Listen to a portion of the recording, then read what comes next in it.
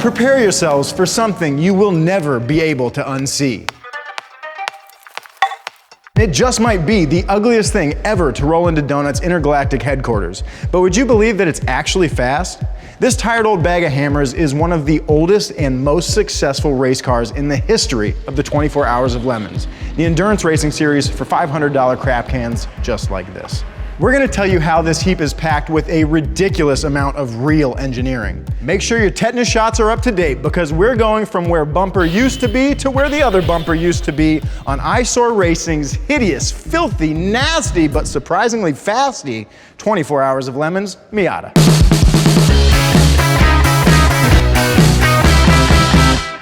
Huge thanks to Keeps for sponsoring this episode of Bumper to Bumper. Just like wanting a big old wing over the top of your car, I'm sure you guys also want to keep hair on the top of your heads. And prevention is always the best medicine. If you still have hair and you're worried about losing it, Keeps treatments really work to help it stay there. They're up to 90% effective at reducing and stopping further hair loss. And the sooner you start using Keeps, the more hair you'll save. Many men have even had hair regrowth with Keeps treatments. You can visit a doctor online and get hair loss medication delivered right to your door.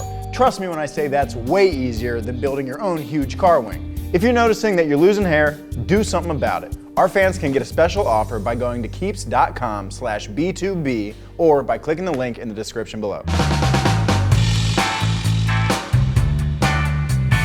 What is it that makes Lemons Racing so popular? Really low standards. Seriously, if you have a pulse and a checkbook, they will let you race. No qualifications needed beyond a good attitude and a bad car. The Eyesore Racing team is actually older than the 24 Hours of Lemons. Dave Coleman was the engineering editor for Sport Compact Car magazine, and his homeowners association thought that the 1971 Datsun 510 in his driveway was an eyesore. So Dave naturally turned his 510 into a rally car, named the team Eyesore Racing, and everyone was happy. When Eyesore Racing built this car, Dave assembled a team of nerds so overeducated that honestly, you'd think they'd all have something better to do.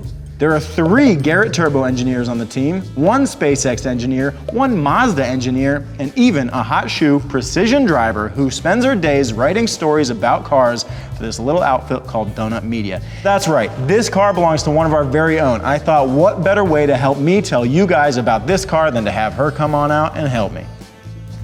Hi.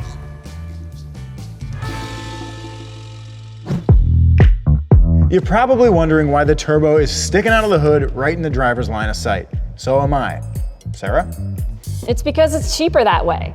With a $500 limit, every decision on the car is about saving money.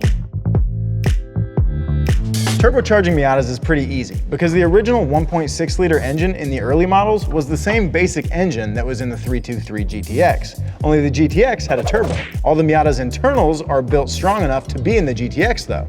The turbo and exhaust manifold from the GTX will not fit in the Miata engine bay though, so the most expensive part of turboing a Miata is the aftermarket exhaust manifold. That's why we use the stock Miata exhaust manifold that we already had and just bolted it on upside down. This turbo is a stock turbo from a WRX, but the original turbo they were running came from a Mexican market Dodge Stratus. The Mexican turbo died about 15 races in when a screw broke off inside the throttle plate, bounced around inside the engine for 45 minutes making horrible noises, and finally got spit out into the turbo where it destroyed the turbine wheel. Then our transmission got stuck in 3rd gear and we came in 2nd place. My favorite part of this whole car has got to be the custom cold air intake carrying air from the little hood scoop to the inlet of this turbo. Look closely at it. Do you recognize it? Something you may have seen before? This intake's made out of toilet pipes. Just think about the life of this little piece of plastic. When it was born in some plumbing factory, all it could look forward to was a few weeks of fresh air on a ship, a few days of sitting with its friends on a shelf at Home Depot, and then it would get glued to the bottom of someone's toilet forever. But not this little plastic elbow. No. This guy got the ride of a lifetime. This is the luckiest little poop chute in the whole wide world. Now, you can't just stick a turbo on an engine and start racing it. You have to retune it. The right way to do that is with bigger fuel injectors and a programmable engine management system. But the right way costs money. So they did it the wrong way. Before programmable engine management was an easy solution, there were a lot hackier ways to do your tuning, like this rising rate fuel pressure regulator that increases fuel pressure in response to turbo boost. Higher fuel pressure just jams fuel through the stock injectors, delivering hopefully, roughly, approximately, maybe something in the ballpark of the right amount of fuel. They got that for 20 bucks. And what about retarding ignition timing when you're on boost so that you keep it from knocking? Well, before you could program an ECU with a laptop, you could program a little black box with some dip switches. This little bit of 90s technology is called a BIPES ACU. You flip these little switches up and down in just the right combination and it'll retard timing by 1 degree for each PSI of boost, or 2 degrees for every 10 degrees of coolant temp, or something like that. Not a lot of people want to trust their engine to this anymore, so it was only 40 bucks and I probably shouldn't be touching it. This mix of discarded junk is good for about 185 horsepower at the wheels, which isn't that much, but it actually wanted to make more. Less boost means better durability, and when you're endurance racing, durability is more important than power. It's morphin' time. Our first car died when we gave another car a little love tap and punctured the radiator when it was in the front. After that, putting the radiator inside the roll cage seemed like a really good idea. When we got it, it was already a totaled shell with the front smashed in. So we cut off the crumpled bits and welded on the nose from a blue car that had its side smashed in. Then a few years later, we smashed the blue nose and had to cut the nose off of a red car to keep this car going again. The whole car is even twisted from the time that we touched tires with a rabbit. We're too cheap to go to a frame shop and bend it back, so we just shoved a scrap of aluminum between the body and the front subframe to keep the suspension level. So for this next part, I need this coolant bottle. Since the radiator cap is buried in here next to the driver, we had to figure out how to top off the coolant during a pit stop without burning anybody. So instead, we put the coolant in under pressure with this intravenous coolant filling system. During a pit stop, we just pump up this garden sprayer until it has more pressure than the radiator. There's a little gauge on here.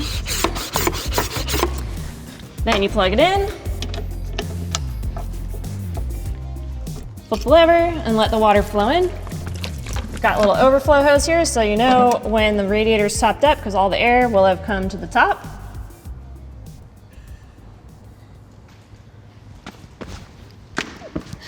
And sometimes that works.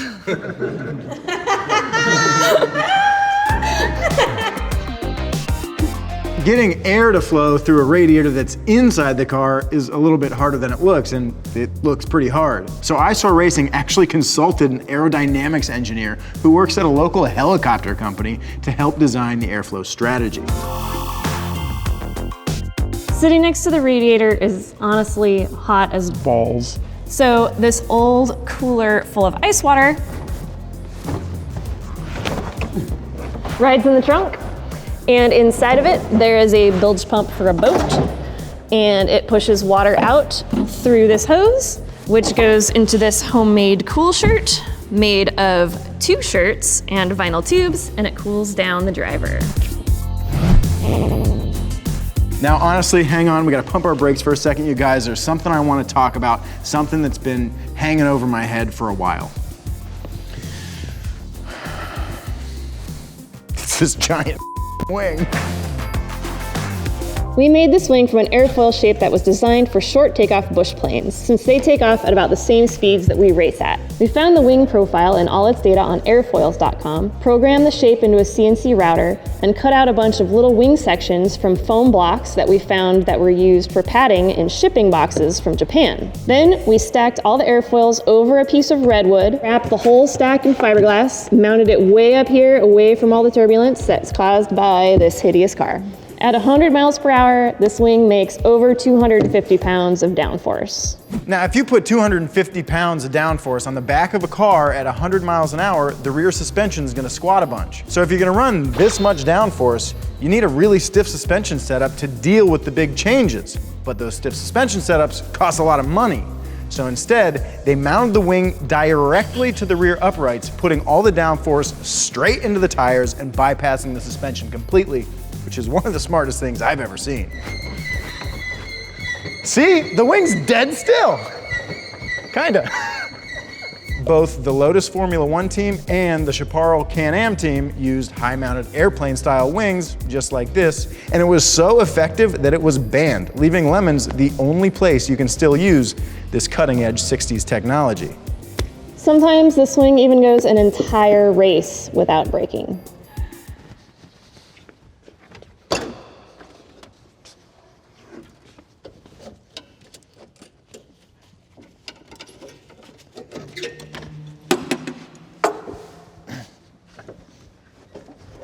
Oh!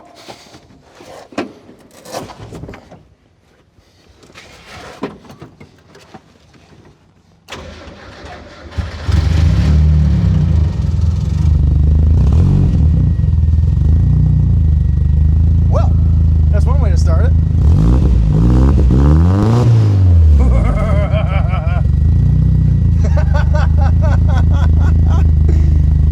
Is this made strictly out of trash? This thing's awesome. Aha!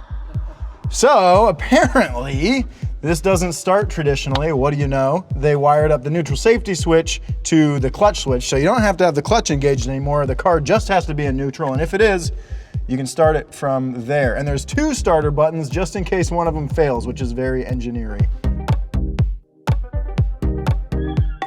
So I'm looking around trying to find things that I recognize from a stock Miata, because I have a stock Miata these days, and I don't see very much. I think the shift knob's from a stock one, and the gauge cluster is also from a stock Miata. But other than that, I don't recognize anything in here, especially the giant hot water tank shed that's in the passenger seat.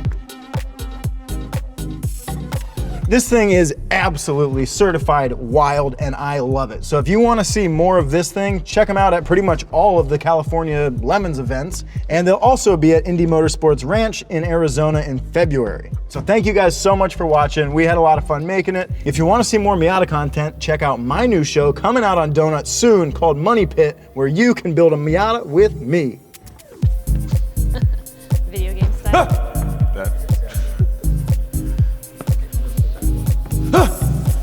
Like that? Like that? Okay.